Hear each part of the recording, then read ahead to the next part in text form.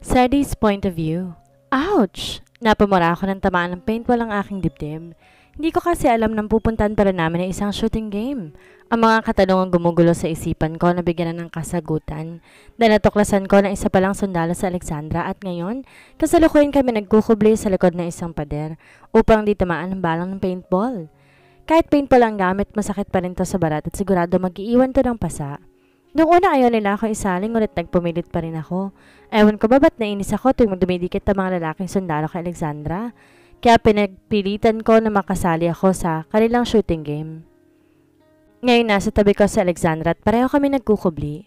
Marunong naman akong humawak ng baril, maging self-defense pero hindi naman ako ganun kabihasa. Di tulad ng mga sundalong dumaan sa matinding training at laging ginagamit ang kanilang kasanayan sa mga misyon bilang sundalo. Nakita ko gumapang si Alexandra sa damuhan habang hawak ang mahabang baril nito. Gusto ko sana sundan to ngunit may nakabantay na kalaban sa bawat kilos ko. Tinamaan na ako tiisa na lang buhay na natitira sa akin. Kapag nagkataon mawawala na ako sa eksena at ang matitira na lang si Alexandra, pati ang 5 sundalong kalaban namin. Dinampot ko ang isang sanga at pinatuyon sa isang yero kagaya humawak ito ng isang malakas na ingay. Biglang lumitaw sa pinagtataguan ang isang kalaban at mabilis ko tong inosenta. Sakto tumama sa kanyang braso ang bala ng baril ko. Kahit di ako sundalo, hindi naman ako papayag masapawan ng iba. Ako yata si Smith. Nagayabang kung saan mula sa isipan habang nanatiling nakakubli. Nilingon ko ang direksyon ni Alexandra at namangha ako sa galing nito ng tahimik na nakakito sa isang puno. Para siyang pusa na wala ka maririnig ni katiting na kaluskos. Napangiti ito nang biglang naglambitin sa aking malaking sanga. Nakakapit ang 2 binti sa sanga habang nakalawit ang kalahati ng katawan. Nagulat ang 3 sundalo na nagtatago sa likod ng isang malaking puno nang biglang barilin sila ng dalaga mula sa likuran. Langya? Ang tindi mo talaga, Garcia. Naisahan mo kami doon na. Sigaw ng isang sundalo. Ngunit hindi na to pinansin ng dalaga dahil mabilis itong inangat ang katawan sa ere para iwasan ang balang paparating mula sa nag-iisa naming kalaban. Kagad ko tong inasinta pero mabilis siya nakapagkubli. Sa tingin ko mahusay din ang isang to dahil natatapatan niya ang bilis na Alexandra. Gumanti siya sa akin at kamuntikan na akong tamaan. Buti na lang mabilis ako nakailag. Binaril din to ni Alexandra pero sadyang magaling ang lalaki dahil hindi man lang to tinamaan. Nakaramdam ako ng excitement sa mga nangyayari kaya't matapang na sinugod ko to habang parang ang kuble sa mga punong nadaraanan ko. Ewan ko ba pero ng mga sandaling to parang gusto ko magpakitang gilas. Kaya harap-harapan ako nakipagpalitan ng bala sa lalaking to. Ilang sandali pa ay mabilis ako nakarating sa pinagtataguan ng lalaki, kaya nagulat pa to na sa paglabas niya mula sa pinagtataguan, nasa harapan na niya ako. Sa pagkalabit ng aking gatilyo, kasabay din ang sa kanya, kaya't pareho kaming tinamaan ng paintball. Ang ending tuloy, pareho kaming out. Tanging si Alexandra lang ang natira sa grupo, kaya siya ang nanalo. Malakas na palakpakan ang ibabaw sa buong paligid. Mula sa ibang sundalong tila natutuwa sa kinilabasan ng laro. Nakita ko si Alexandra papunta sa aming direksyon, kaya hinintay ko to upang sabay na kaming umalis. Stupid!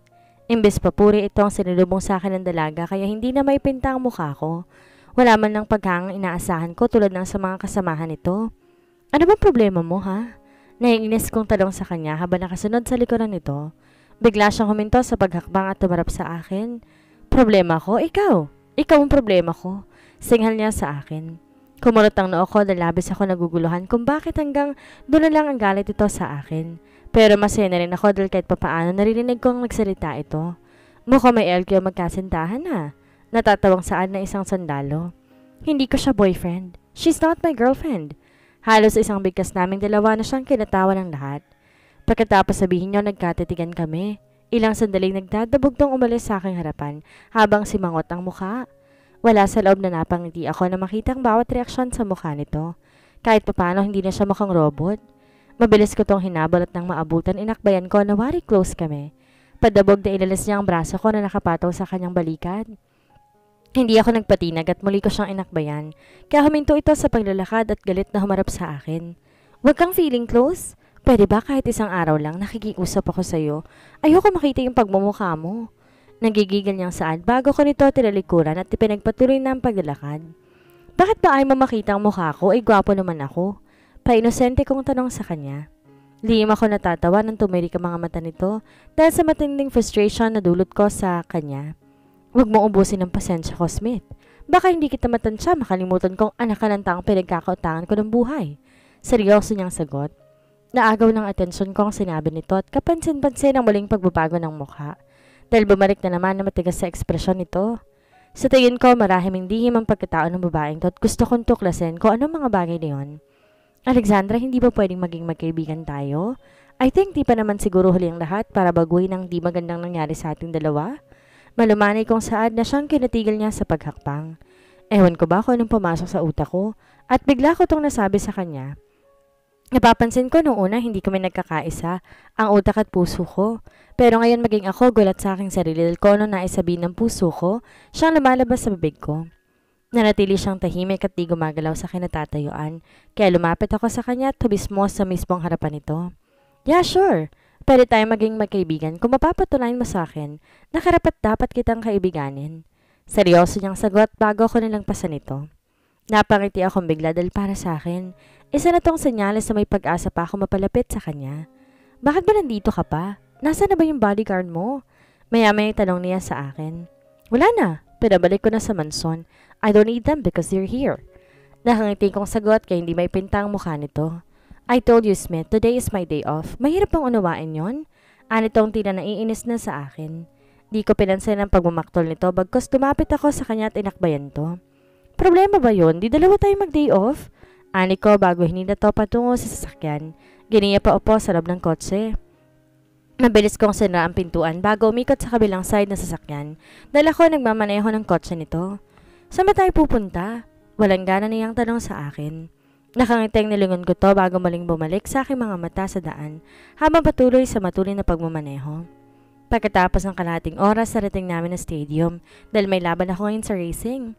Sa pagkakataong to ipapakita ko sa dalaga kung gaano ako kagaling, kaya't sisiguraduhin ko na mananalo na ako ngayon. Gusto kong makita mo kung paano ko ipapanalo ang laban na to.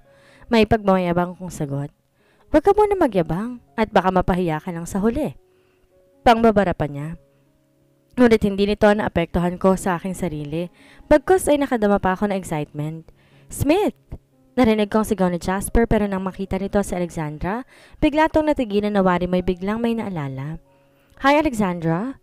Kiming bati nito sa dalaga na parang akala mo isang maamong tupa. Di sumagot ang dalaga ngunit marahan siyang tumango bilang tugon. Halos lahat napapalingon sa aming direksyon, ngunit higit na kay Alexandra nakaton ang kanilang mga mata.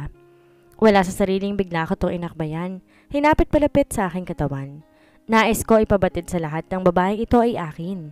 Napansin ko nagkatingin ng mga kaibigan ko ngunit nagpatuloy lang kami sa paglalakad hanggang sa nakarating kami sa aking kotse. Wow pare, kailan pa kayo naging close? Di makapaniwalang taro ni Jasper sa akin. Kasalukuyan ko inaayos ang aking seatbelt. Ikaw lang naman ang walang bilib sa akin. Alam mo naman kahit sino kaya kong paamuin. Mayabang kong sagot bago sumalpat sa direksyon ni Alexandra. Tahimik ko nakamasid sa direksyon ko ngunit ang mukha nito ay nanatili pa rin seryoso. Ilang sandali pa nagsimula ng laban. Dapat masanay na ako dahil isa akong professional racer. Ngunit bakit nakapagtataka na ngayon lang ako kinabahan ng sobra sa laban na to? Parang natatakot ako matalo o mas tamang sabihin, natatakot ako mapahiya sa paningin ni Alexandra. Teka, ano bang nangyayari sa akin? Parang di ko nakilala ang sarili ko ng mga sandaling to. Bakit mas importante pa sa akin kung ano magiging opinyon ng babaeng yon? Sa tanang buhay ko, ito unang pagkakataon na nagkaroon ako ng pag-aalinlangan sa aking sarili. At lahat ng yon dahil kay Alexandra. Ang weird talaga na nararamdaman ko para sa babaeng yon. At napakahirap nitong pangalanan. Hindi kaya umibig na ako sa aking bodyguard? Ha? Isang malalim na buntong hininga ang pinakawalan ko. Binaling ang buong atensyon sa nagaganap na laban. Halos magitgita ng mga sasakyan ni Sadie at Richmond. Napakainit ng laban pero nasa kondisyon ngayon ng binata, kaya walang kahirap-hirap tinalo niyang lahat. Malakas na hiyawan ng mga tagahanga ng binata ang nangibabaw sa loob ng stadium. Malakas na hampas ni Richmond ng manimela dahil sa matinding galit. Di niya matanggap na natalo na naman siya ni Sadie. Alexandra's POV. Sa totoo lang, humanga ako sa kakayahan ni Sadie pagdating sa racing. Halos nilampasan niya lahat ng kalaban. Nakita ko masaya itong bumaba ng kanyang kotse pero saglit tong natigil sa paghakbang at tumingon sa ibang direksyon kaya't sinundan kong tinitingnan ito. Labis ako naguguluhan bakit nakadama ako ng sakit na makita kong tinitingnan nito si Margaret. Bumaba ng sasakyan ng dating kaibigan nitong si Richmond. Lumapit kay Margaret. Sarap na maraming tao nilamukos ito ng halik ang labi ng dalaga at di nakaligtas sa akin ang palihim na silap ni Margaret kay Sadie habang ito'y nakikipaghalikan. Alam ko ang mga ganitong tingin. Hindi ito isang tingin ng babaeng may pagmamahal sa binata. Batid ko sinasadya ng mga tong maghalikan sa harap ng binata upang ito'y pasakitan at makuhang muli ang atensyon ni Sadie. Wala sa loob, bigla akong tumayo sa aking kinaupuan. Mabilis na lumapit sa binatang seryoso nakatingin sa direksyon ng ex-girlfriend nito. Huminto ako sa mismong harap ni Sadie kaya naagaw kong atensyon nito. Nang lumingon siya sa akin, nakita kong lungkot mula sa kanyang mata, kaya naunawaan kong hanggang ngayon nasasaktan pa rin siya. Wala sa loob, kinabig kong batok nito, tsaka lumapat ang mga labi ko sa kanyang bibig. Labi siya nagulat sa ginawa ko, ngunit ng kalaunan, kumilos sa mga labi nito at naging mapusok ang halik na aming pinagsaluhan. Hanggang naramdaman ko na lang, pumupulupot ang dalawang braso nito sa aking katawan, at mahigpit ako niyakap. Sa paglapat ng aming mga katawan, naramdaman ko, ang init ng katawan nitong nagdudulot ng tila kuryente sa buong pagkatao ko. Di ko alam kung ano bang pumasok sa utak ko at bakit ko to ginawa. Basta natagpuan ko na lang aking sariling nag-e-enjoy sa pakikipaghalikan sa lalaking to.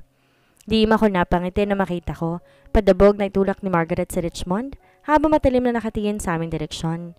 Galit na tumalikod to at basta lang iniwan ng boyfriend nito, kaya nakita ko humabol si Richmond at tila nagtatalo ang dalawa.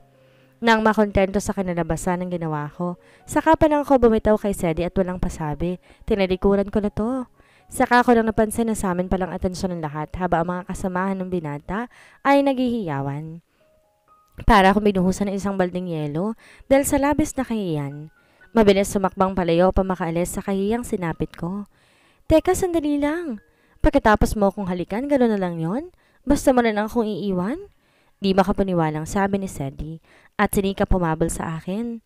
Nang abutan ako niya ay umakbay sa akin ang kanang braso nito. Ano ba? Alisin mo nga yan? Naiinis kong sabi sa kanya. Bago pa darag na hinawi ang kanyang braso. Ngunit ang magaling na lalaki muling umakbay sa akin. Kaya huminto ako sa paglalakad at hinrap ito. Ano bang gusto mo? Para lubayan mo na ako? Matigas kong tanong sa kanya habang naka-cross arm sa ibabaw ng aking dibdib ang dalawang braso ko. Kailangan panagutan mo ko. Anito bago pilong umiti sa akin. Halos magdikit ang dalawa kong kilay dahil sa sinabi nito.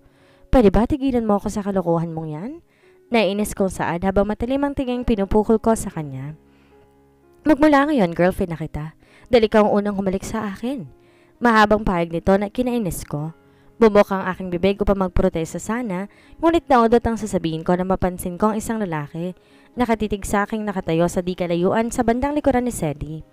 Kahit malayo ito, malino ko pa rin nakikita ang kanyang mukha. Ang malademonyong ngiti nito. Naumid ang dila ko na magpanagpo ang aming mata. Sa isang iglap, nahirapan akong huminga at halos magkulay suka ang mukha. Napahawak ako sa aking dibdib at sinikap na makalanghap ng hangin. Kung di ko papayag, tatawag ako kay mommy para... Natigil sa Sadie nang mapansin hindi ako gumagalaw sa kinatatayuan. Akala mo nakakita ng multo, naging reaksyon sa mukha. Alexandra, ano nangyayari sa'yo? Alexandra! Nag-aalala si Sadie sa dalaga, pero natili itong tulala sa likuran ng binata. Kaya't lumingon siya pero wala namang tao sa tinatanaw nito. Ha! Patuloy na hinihingal ang dalaga at butil-butil na pawis ang lumabas sa katawan nito. Nanginig ng hustong buong katawan kaya't mahigpit na niyakap to ni Sadie habang iniimas ang kanyang likod.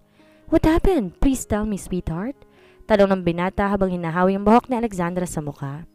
Ilang sandali pa ay biglang nawalan ng mali ang dalaga nang mabilis sa salon ni Sadie dahil nanatiling yakap pa rin ito ang katawan. Natatakot ng binata sa pangalan nito. Binalot na matinding kaba ang kanyang puso at nagmamadaling binuhat ito. Nagagulo ang mga kaibigan niya na makitang buhat ng binata ang walang mali na si Alexandra. Red, dito, bilis! Malakas sa sigaw ni Jasper kaya kagad siyang sumabay sa loob ng kotse habang kalong ang dalaga. What happened to her? I don't know. Bigla na siya natulala tapos nawala ng malay. Natataranta kong sagot. Ng mga oras na to parang gusto kong maiyak habang paulit-ulit kong hinahaplos ang mukha nito. Mr. Smith, wala ka bang alam na maaaring maging dahilan pagsisisure ni Miss Garcia? Tanong sa akin ng doktor kaya't lumalim ang gatla sa aking noo. Pasensya na pero wala akong alam sa background niya. Maaari ko bang malaman dahilan kung ba't dumaranas ang isang tao nito? Naguguluhan kong tanong sa doktor. Nusuriin namin ng pasyente, wala kami nakitang problema. She's healthy kaya't isa lang naisip kong cause ng pagsisisure niya. Concussion. Maaring dumaan sa matinding trauma ang pasyente at hindi kinaya ng kanyang utak, kaya nag-seizure siya. Napalingon akong bigla sa natutulog na si Alexandra. Okay na to ngayon at kasalukuy nagpapahinga. Kanina pa nakalis ang doktor pero hanggang hindi pa rin maalis sa isipan ko ang nangyari kanina at ang mga sinabi ng doktor. Mabilis akong lumapit kay Alexandra nang bumangon to, ngunit nakapagtataka, parang wala ito sa sarili. Bumalik na naman ang dating ekspresyon ng mukha nito nung unang araw na nakilala ko. How are you feeling? Are you okay? Nag-aaral lang tanong ko sa kanya, ngunit blanco lang tong tumingin sa akin at pakiramdam ko, parang wala to sa kanyang sarili. Sedi anak, how's Alexandra? Nagulat ako sa biglang pagsulpot ni Mommy kaya't napatayo akong bigla. Mom, kailan pa kayo dumating? Gulat na tanong ko dahil sa biglang pagsulpot nito. Ang alam ko sa sunod na buwan pa sila darating. Napaaga ang uwi namin dahil nagkaroon ng emergency. Iyo, maaari mo ba kaming iwan muna ni Alexandra? May kailangan kaming pag-uusapan. Malumanay pang saad nito. Kapansin-pansin ang pagiging seryoso ng mukha ni Mommy habang nakatingin sa nakatulalang si Alexandra. Marana akong tumango tinungong pintuan. Alexandra, iya, kamusta ang pakiramdam mo? Ramdam ko ang pag-aalala sa tinig ng aking ina. Nasa labas na ako ng kwarto ngunit di ko magawang mailapat ang pintuan. Ewan ko ba't parang interesado ako sa kung anong kanilang pinag-uusapan. Tita? Gulat na patanong ni Alexandra na tila ngayon pa lang niya naramdaman ang presensya ng aking ina. Tita, nandito siya. Di ako po pwedeng magkaamali. Kita ng mga mata ko. Nag-hysterical ang dalaga kaya't lalong naintriga sa kung ano ang nangyayari. I know, iha. Kaya napaugang uwi namin dahil nakatanggap ako ng tawag. Nakatakas ang kriminal na yun at sa talagang nakita mo. Isa lang ibig sabihin nito, kailangan natin mag-ingat. Hindi tayo ligtas hanggat di bumabalik sa kulungan ng kriminal na yon. Narinig kong pahayag ng aking ina. Ang tinig kababakasan na matinding pag-aalala. Nahulog ako sa malalim na pag-iisip. Mukhang may itinatago sa akin ang ina at si Alexandra. Tayong silang dalawa lang nakakaalam. Napalingon ako na maramdaman ko ang presensya ng isang lalaki. Kumunot ang noo ko na makita si Jasper. Nakikinig sa usapan nila. Kaya bigla akong sinaradong pintuan.